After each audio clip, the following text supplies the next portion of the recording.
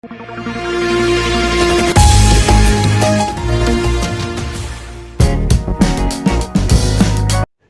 भी क्षेत्र के विकास के लिए वहाँ का पर्यटन सबसे प्रमुख होता है और वर्तमान समय में कल 15 तारीख को यहाँ कार्यक्रम आयोजित होने हैं और उसके लिए इको टूरिज्म को बढ़ावा दिया जाता है। भगवान बुद्ध की धरती है और अभी हमारे साथ महाराजगंज जिला के जिलाधिकारी महोदय हैं। और सर स्वागत है। सबसे पहले तो क्या क्या है महाराजगंज में टूरिज्म के नज़रिए से? देखिए, अगर महाराजगंज टूरिज़्म की हम बात करें तो सबसे महत्वपूर्ण हमारा सोहगी बरवा जो वन्य जीव विहार है, जो वाइल्ड लाइफ सेंचुरी है, ये 1986 का नोटिफाइड वाइल्ड लाइफ सेंचुरी है और इसमें बड़ी संख्या में लेपर्ड्स हैं। आज की डेट में अगर हम देखें तो 25 से ज़्यादा यहाँ पे लेपर्ड्स हैं जिसकी संख्या है। इसके अलावा दर्जिनिया ताल और गंडक के किनारे हमारे यहाँ बड़ी संख्या में क्रोकोडाइल्स की आबादी है। वहाँ पे ब्रीडिंग भी होती है, वहाँ पे अच्छी खासी आबादी है। माइग्रेटरी बर्ड्स वाले वेटलैंड हमारे जनपद में कई सारे हैं। अगर हम सिंगरैना ताल की बात करें जो जंगल के अंदर है, वहाँ पे तो हज़ारों की संख्या में प्रतिवर्ष माइग्रेटरी बर्ड्स आते हैं। जो हमारे अलग अलग प्रजातियाँ हैं हिरण की, जो स्पॉटेड डियर है या सांभर है, इनकी भी बड़ी संख्या हमारे जंगल के अंदर देखने के लिए हमें मिलती है। तो वाइल्ड लाइफ जो है उसमें हमारे पास बहुत अच्छे रिसोर्सेज हैं। इसी वाइल्ड लाइफ से जुड़े हुए एक दो और भी चीज़ें हैं, जैसे ब्रिटिश काल में एक ट्रैम रेल यहाँ पे चला करता था, जब लकड़ियों का कटान होके रेलवे स्लीपर्स बनाया करते थे। तो वो ट्रैम रेल अभी भी हमारे यहाँ एग्जिस्ट करती है, उसके इंजन्स हमारे यहाँ हैं, उसके पटरियाँ हमारे यहाँ हैं। तो एक बहुत अच्छा उसका म्यूज़ियम जैसा स्वरूप आज की डेट में हमारे पास लक्ष्मीपुर में है।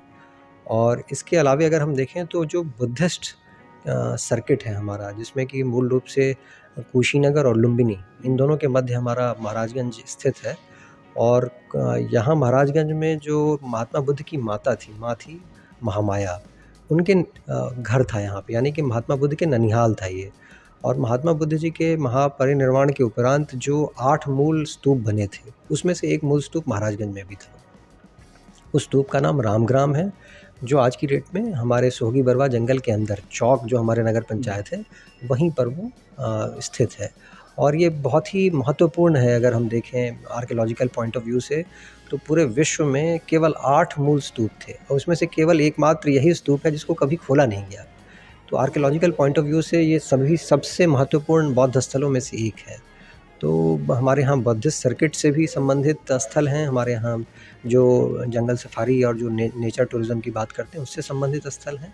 इसके अलावा जो रिलीजियस टूरिज़्म है, उसमें अगर हम देखें तो महाभारत काल के जो महाभारत में हम जानते हैं कि पांडवों के अज्ञातवास और वनवास का जो समय था, उसमें उन लोगों ने जो हमारा ये फरेंदा नौतनवा होते हुए वो विराटनगर गए थे, जो विराट युद्ध की बात हम सुनते हैं।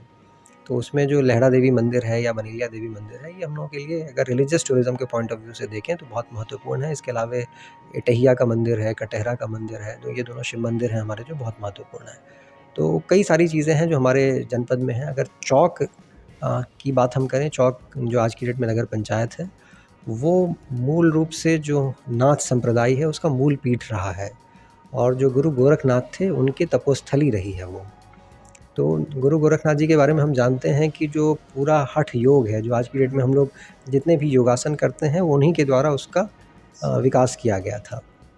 तो ये सभी चीज़ें जो हैं हमारे जनपद महाराजगंज से जुड़ी हुई हैं। और मुझे लगता है किसी भी तरह के टूरिस्ट हों, वो नेचर टूरिज़्म से रिलेटेड लोग हों या रिलीजियस टूरिज़्म से रिलेटेड हों या हिस्टोरिकल टूरिज़्म से रिलेटेड हों, सब लोगों के लिए महाराजगंज में बहुत सारी चीज़ें हैं।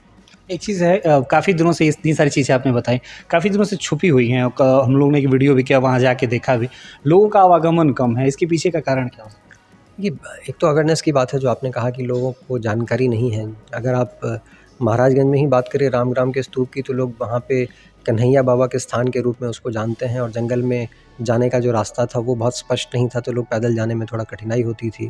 अभी वर्तमान में उसको हम लोगों ने रास्ता बना दिया है। पर्यटन विभाग में ने माननीय मुख्यमंत्री जी के निर्देशों के क्रम में हमारे जनपद में जितने भी इस तरह के स्थल हैं, सभी के लिए प्रोजेक्ट्स या तो स्वीकृत हो चुके हैं, जो काम चल रहे हैं, या नहीं तो प्रोजेक्ट स्वीकृति के प्रोसेस में है। तो मुझे लगता है जैसे ही वो प्रोजेक्ट स्वीकृत होंगे, वहाँ पे गेस्ट हाउसेस बनेंगे, वहाँ के रास्ते बनेंगे, वहाँ पे अन्य जो नागरिक सुविधाएं, टूरिस्ट फैसिलिटीज़ होती हैं, वो सब सारी डेवलप होंगी। वो जैसे ही होंगी तो ना केवल लोग आसानी से वहाँ पहुँच पाएंगे, बल्कि अवेयरनेस भी जो है हमारे यहाँ काफ़ी तेज़ी से बढ़ेगा। एक मैटर पे बात भी हो रही थी कि कुछ ऐसी संप्रदाय, कुछ ऐसी प्रजातियाँ, कुछ ऐसी जनजातियाँ हैं जिनके बारे में भी कुछ प्रदर्शनी कल लगनी है, तो वो क्या है और किस तरह के हैं?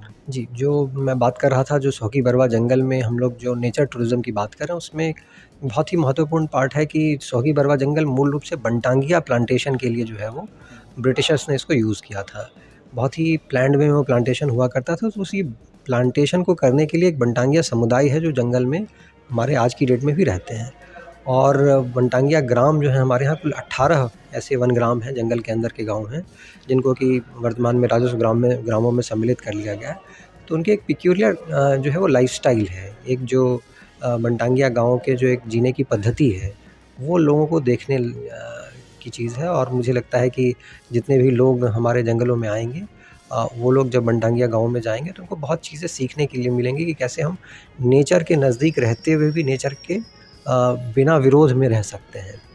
और इसके लिए भी व्यवस्थाएँ की गई हैं कि जंगल सफारी में हम लोगों का जो एक स्टे होगा, जो वहाँ पे खान-पान या चाय की व्यवस्था होगी, वो एक वनग्राम में ही होगा। वहीं पे उनके द्वारा जो विशेष रूप से बनाए हुए दही होती है, या उनके द्वारा जो अलग-अलग प्रकार के पकवान बनाए जाते हैं, या इवन उनके कुछ हैंडीक्राफ्ट्स हैं, जैसे वो दोने जैसे बनाते हैं कुछ, हाँ, डलिया टाइप की बनती हैं। तो वो कई सारी चीज़ें हैं जो उनके द्वारा बनाई जाती हैं, तो वो सब भी लोगों को देखने का मौका मिलेगा और जो वनग्राम के जीवन है उसको एक्सपीरियंस करने का मौका मिलेगा। चलिए, महाराजगंज जनपद के इस टूरिज़्म के विषय में हमने आपसे बात की। आपने समय दिया, इसके लिए आपका धन्यवाद। बहुत धन्यवाद, थैंक यू। उम्मीद करते हैं कि इस पूरे वीडियो के माध्यम से, जैसा जिलाधिकारी महोदय ने बताया आपको, कि महाराजगंज टूरिज़्म के लिए विकसित हो सकता है, और आपके और महाराजगंज जनपद वासियों के लिए एक सुनहरा अवसर है कि वो इसमें बढ़-चढ़ कर हिस्सा लें और इसको और प्रमोट करें। वीडियोज़ जो आ रहे हैं या फिर जो सोशल मीडिया के माध्यम से आपके पास आज संसाधन है, जिससे आप इसको और प्रमोट कर सकते हैं, जिससे इसका भी विकास हो सकता है। इसी तरह के वीडियो के लिए जुड़े रहें आप हमारे साथ। इस कार्यक्रम को देखने के लिए आपका धन्यवाद।